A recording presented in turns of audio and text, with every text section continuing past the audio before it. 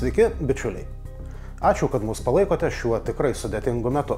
Labai džiaugiamės matydami, kaip šimtai sienos rėmėjų pereina iš Contribui į Patreon ir taip leidžia mums toliau dirbti. Taigi ir dirbame. Jūsų dėmesiui naujas pasakojimas apie sankcijas, jų apėjimo mechanizmus ir įmonę, kuri visai neseniai išgarsėjo dėl milijoninės baudos, kurią jai paskyrė Lietuvos muitinė. Prieš maždaug savaitę muitinė informavo Lietuvos įmonei skyrusi daugiau nei 13 milijonų eurų baudą už sankcijų pažeidimą. Konkrečios įmonės muitinė neįvardijo. Tačiau mūsų kolegos iš naujienų agentūros BNS netruko nustatyti, kad tai yra Vilniuje registruota bendrovė Biovarda. Tuo triukšmas tuomet ir pasibaigė. O be reikalo. Mums pavyko gauti duomenis, kurie be menkiausios abejonės parodo, kuo ir kaip užsiėmė Biovarda. Vilniaus įmonė tiesiogiai prisidėjo prie to, kad Rusijoje būtų tenkinama smarkiai išaugusi vilkikų paklausa. Kodėl ji išaugo? Turbūt akivaizdu. Vykstant karui Ukrainoje, Rusijos kariuomenė yra smarkiai priklausoma nuo logistikos grandinės. O ukrainiečiai tai puikiai supranta. Taigi okupantų pajėgas aprūpinantys vilkikai tarp svarbiausių taikinių.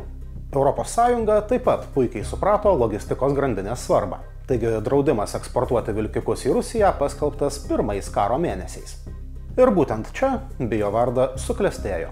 Viešai prieinami duomenys rodo, kad 2022-aisiais, pirmais karo metais, įmonės apyvarta šoko iki beveik 3 milijonų eurų. Ankstesnių metų apyvarta apskritas nulis. Duomenų už praėjusius metus Biovarda nėra pateikusi. Galbūt pamiršo, o galbūt yra ką slėpti. Biovarda suklestėjo eksportuodama vilkikus. Kaip skelbia muitinė, oficialiomis rinkomis šioms prekiams buvo nurodomos šalys, kurioms sankcijos netaikomos. Pavyzdžiui, mūsų mylimas Kazachstanas. Sienai pavyko gauti duomenis, kurie rodo, kaip būtent veikia Biovardos verslas. Šie duomenys taip pat rodo, kad Vilniaus įmonės eksportuojami vilkikai iki Kazachstano nenuvažiavo. Mūsų turimais duomenimis Biovarda vilkikus teigia eksportuojanti Kazachstano įmonei pavadinimu Safe Logistic KZ. Ši įmonė turi ne vieną klasikinį bruožą būdingą sankcijų apėjimo mechanizmams. Pavyzdžiui, tai, kad vilkikų už keletą milijonų eurų neva įsigijusi bendrovė įsteigta tik 2022 m. balandį, jau vykstant karui. Tačiau sienos gauti Biovardos ir Kazachstano įmonės tarpusavio prekybos duomenys atskleidžia kur kas daugiau. Nutekėjusiuose duomenyse radome 10 vilkikų informaciją, įskaitant ir kiekvieno vilkiko VIN, unikalų numerį.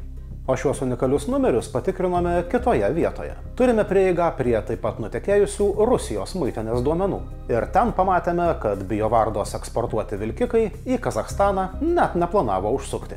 Nutekėjusiuose duomenyse aptikome daugiau nei 60 vilkikų, kuriuos Biovarda į menamą Kazachstaną eksportavo per pirmą praėjusių metų pusmetį. Kiekvieno tikrinto vilkiko VIN numerį aptikome Rusijos muitinės duomenyse.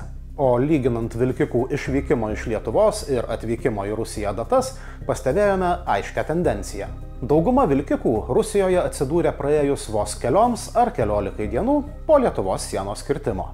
Be to, kiekvienas Biovardos vilkikas Rusijos rinkoje atsidūrė su kito tiekėjo vardu. Tai Baltarusijos įmonė Belšin-Torg Service. Jos veiklą aprūpinant Rusijos rinką vilkikais dar balandžio mėnesį atskleidė mūsų kolegos iš nepriklausomos Baltarusių organizacijos Biuro Media.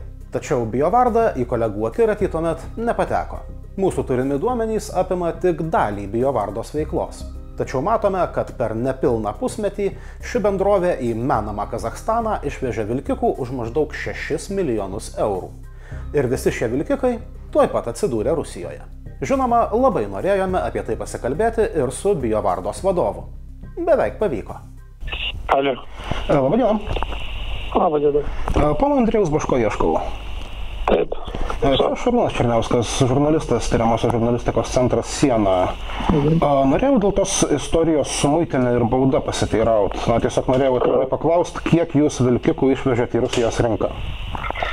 Oi, atsiprašau, šiandien, ko aš pasakysiu, byla vyksta, nesdirba, viso gero. Tai žinoma, kad čia yra rimtas dalykas. Mes žinom, kas yra jūsų tarpininkai, mes žinom apie Baltarusijos įmonę, per kurią visą tai vyksta. Kaip sako ponas Andrėjus, byla vyksta, o jie dirba.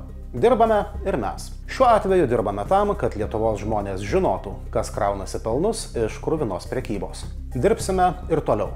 Ir toliau aiškinsimės, kas apeidinėja sankcijas ir kitais būdais prisideda prie Rusijos karo mašinos išlaikymo.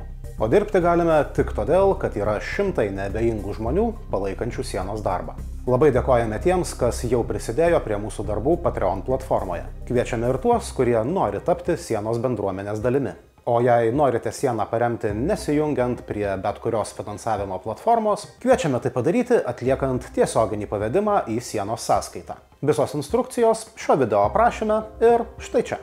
Dar kartą ačiū, kad esate su mumis. O nauji tyrimai jau netrukus.